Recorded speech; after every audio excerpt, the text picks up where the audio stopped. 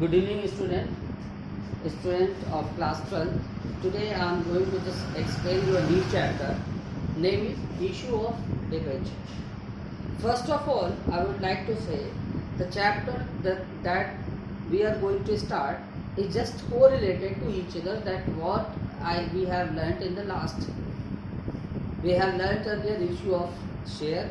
Now we will learn issue of debenture. The methodology of maintaining the journal entry is almost the same as per if you, in the share you just maintain your entries like an application, allotment, first call and second call, but still there is differences between share and debenture. First of all, I used to say you, if you want to know better anything, then just it's better to go with the definition. Now I have already mentioned some a definition and the types of debenture which is actually, if you will see that which is of 12 types, but I have earlier I have mentioned only 4 types. After that I have a short of spaces where can I write. Then after that I will just pause your video and then just extend the next 8th one. Now I am going to explain first recitation. Debenture is a written instrument or document issued by the company acknowledging a debt. कह रहे हैं कि debenture क्या है, एक written instrument है और document issued by the company, जो कि कंपनी के द्वारा इशू किया जाता है, एक्नॉलेजिंग ए डेट, जिसको ये मान्यता प्राप्त है, जिसमें ये बात मालूम होती है, एक्नॉलेज होती है, जिसमें ये बात मेंशन होती है कि वो एक कर्ज है. It contains terms of repayment of principal and also payment of interest at the rate of specified at the time of issue. कह रहे हैं कि it contains terms of repayment. इसमें टर्म्स ऑफ रीपेमेंट भी कंटेन किया होता है. मतलब ये जो रिटर्न डॉक्यूमेंट होता है उसमें इसके पेमेंट, जैसे कंपनी आज अगर डिबेंचर के नाम से आपसे, डिबेंचर के नाम पर आपसे पैसा लेती है, उसके बदले में क्या लेती है, एक piece of paper, that is return document. ठीक है, तो उसमें ये बात ही मेंशन होती है कि इसके रीपेमेंट की, मतलब आज पैसा दे रही तो कब वो पेमेंट करेगी. अपार्ट फ्रॉम इंटरेस्ट, जैसे अगर हमने किसी कंपनी का 1 लाख रुपए का डिबेंचर खरीदा आज, तो हमने ये सोच के खरीदा कि चलो भाई हमको इंटरेस्ट देंगे.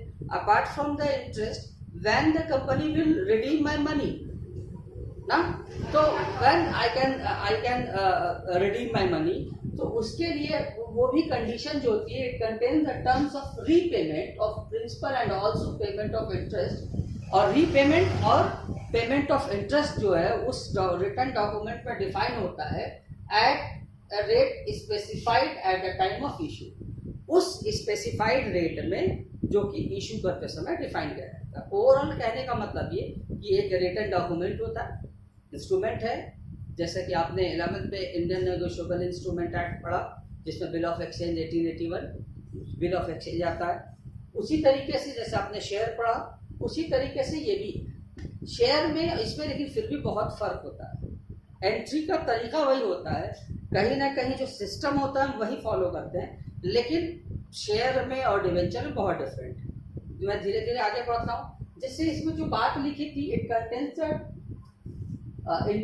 Terms of repayment of principal. तो रीपेमेंट का कई मोड होता है. ठीक है, उसके लिए हमें क्या जानना पड़ेगा, टाइप्स ऑफ डिवेंचर. तो हमने ये कुछ टाइप्स ऑफ डिवेंचर लिख रखे हैं. ये है टाइप्स ऑफ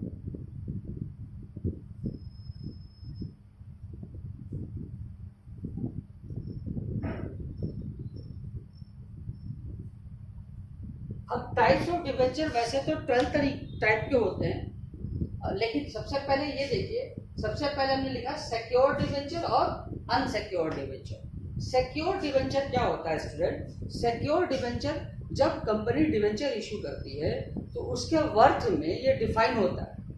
ये eight the time of issue define करना पड़ता है कि उसके वर्थ में, उस मीन्स उसको रीपेमेंट, भविष्य में उसको रीपेमेंट करने के लिए किसी एसेट्स को रजिस्ट्रार ऑफिस में रजिस्टर्ड करा लेते हैं कि जो हम डिवेंचर इशू करेंगे उसके बदले में ये जो मेरी संपत्ति है, अगर कभी नहीं दे पाए अगर हम पेमेंट, मतलब वो कंपनी अगर पेमेंट नहीं कर पाती है, तो उस एसेट्स को बेच करके उसका पेमेंट डिबेंचर होल्डर का कर दिया जाए। ठीक है, तो यही होता है सिक्योर्ड डिबेंचर।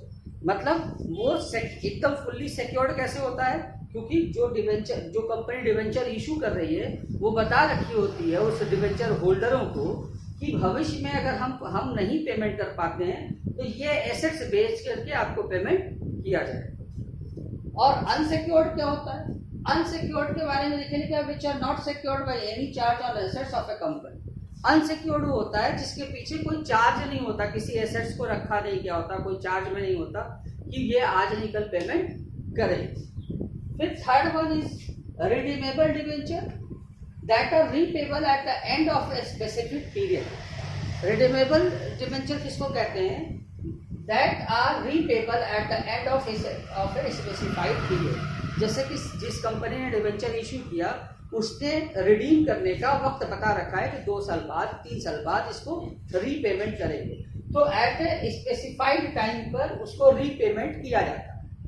और यह है रिडीमेबल, जो रिडीम करने की शर्त, रिडीम करने का समय बता रखे। इररिडीमेबल डिबेंचर क्या होता है?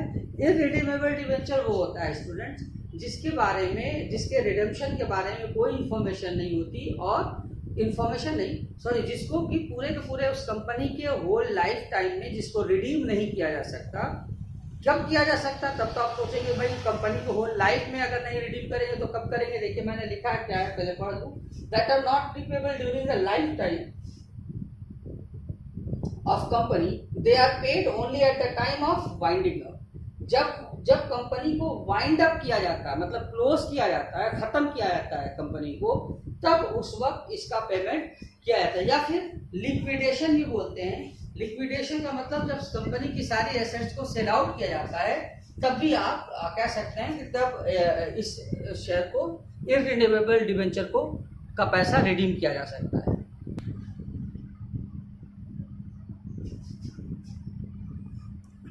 Student, now I have written the rest 8 types of debenture. 4 I have already explained you. Fifth one is registered debenture.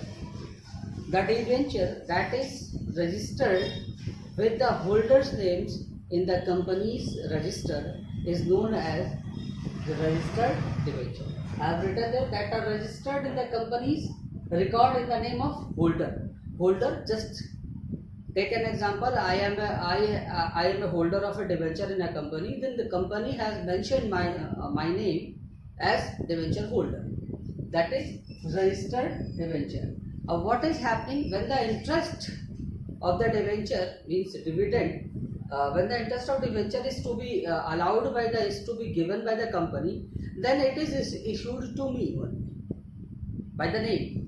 Okay. And the next one is, sixth one is bearer debenture that are not recorded in the company's register in the name of holder. जो कि bearer register में company के register में bearer के मतलब उस जो debenture holder उसके नाम से मेंशन नहीं होता, तो उसके बदले में क्या होता है, एट द टाइम जब इंटरेस्ट देना होता है। जैसे आपने 11th में बियरर चेक और अकाउंट पे ही चेक पढ़ा है।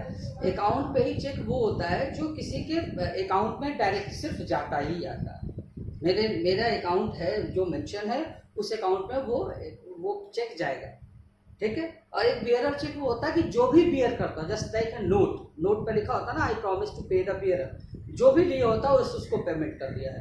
उसी तरीके से रजिस्टर्ड डिबेंचर में क्या होता है कि जिसके नाम का रजिस्टर्ड बस उसी के नाम पर अलॉट किया जाता है वो इंटरेस्ट, और बियरर में जो कोई भी लिया होता है उसको वो डिबेंचर का इंटरेस्ट दे देते हैं। Seventh one is fixed debenture, seventh one is first debenture. अब देखिए फर्स्ट डिबेंचर स्टूडेंट्स कुछ खास नहीं होता। फर्स्ट डिबेंचर और सेकंड डिबेंचर दो है, 7th और 8th। फर्स्ट डिबेंचर कुछ खास नहीं होता एक्चुअली। कुछ डिबेंचर होल्डर्स ऐसे होते हैं जिन्हें ये स्पेसिफाइड किया जाता है कि आपको पहले पेमेंट किया जाए, ठीक है, दूसरे डिबेंचर होल्डर से। एग्जाम्पल लीजिए कि ए और बी हैं, 2 हैं, ए बी सी 3 है, बी और सी को एक डिबेंचर इशू किया गया और ए को भी किया गया। ए को फर्स्ट डिबेंचर इशू किया गया, बी और सी को सेकंड डिबेंचर इशू किया। तो ए वाले से कहा जाता है कि अदर डिबेंचर होल्डर से, यानी बी और सी से पहले आपको पेमेंट किया जाए, और यही होता है first debenture which are repaid before the other debenture, जिसको कि दूसरे डिबेंचर से पहले ही रीपेड किया जाता है। और सेकंड डिबेंचर क्या है, which are repayable after the first debenture, जिसका भी पेमेंट फर्स्ट डिबेंचर के बाद किया जाता है। Now ninth one, specified coupon rate debenture, the debenture with specified rate of interest called the coupon rate. Interest में फ्लोटिंग और fixed, means the rate of interest may be floating or fixed. Carry the debenture with a specified rate of interest, वो debenture जो जिस पे कि एक specified rate वैसे mention होता है किसी भी डिवेंचर के पहले, लेकिन जो स्पेसिफाइड रेट ऑफ इंटरेस्ट मौजूद होता है, लेकिन वो कूपन के तरीके से होता है, वो नहीं कि डिवेंचर के पहले 8%, 6%, 9%, वो तो किसी भी डिवेंचर के पहले लगा होता है, लेकिन वो डिवेंचर विथ स्पेसिफाइड रेट होता है जो कूपन के तरीके से होता है, call the coupon rate. Interest में भी फ्लोटिंग और फिक्स्ड। अगर देखिए, अगर फ्लोटिंग इंटरेस्ट है, इसमें एक बात बताना चाहता हूँ, अगर फ्लोटिंग इंटरेस्ट है तो वो बैंक का जितना इंटरेस्ट इस वक्त है उसके ही पैरेलल होता है। मतलब फ्लोटिंग और फिक्स्ड का मतलब ये होता है कि हो सकता है कि वो रेट ऑफ इंटरेस्ट उसका बदलता भी हो सकता है वो फिक्स भी कर दिया गया, ठीक है। Zero coupon rate debenture that do not carry specified rate of interest, जिसका कोई स्पेसिफाइड रेट ऑफ इंटरेस्ट नहीं होता। एक्चुअली में zero coupon rate of interest को इशू किया जाता है वो इन्वेस्टर जिसने आपकी कंपनी में इन्वेस्ट किया है उनको कंपनसेट करने के लिए। देखिए लिखा है that do not carry specified rate of interest, it is issued to compensate investors at a substantial discount. ये सिर्फ इसलिए इंटरेस्ट इशू किया जाता है कुछ कस्टमर्स को, जैसे 100 शेयर लिया, उसके बाद 100 शेयर 100 डिबेंचर अगर 100 रुपये का, तो उनका पेमेंट ले लिया, उसके बदले में 2 4 10 जीरो कूपन का दे दिया, ठीक है।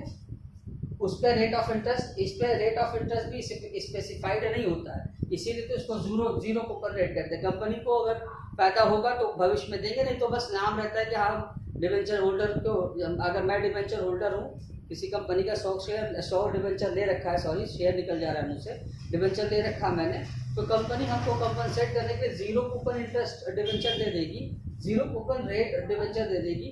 मेरे पास 2 4 5 10 जितना देगी वो आ तो जाएगा, लेकिन उस पर कोई स्पेसिफाइड रेट ऑफ इंटरेस्ट नहीं होता। कंपनी की प्रॉफिट के ऊपर आपको क्या दे देगी भविष्य। कन्वर्टिबल और नॉन कन्वर्टिबल कन्वर्टेबल डिबेंचर वो होता है that can be convert into the form of share और नॉन इधर फुल्ली और पार्शली, और नॉन कन्वर्टेबल डिबेंचर वो होता है which can not be converted into the form of share. I hope you all will understand.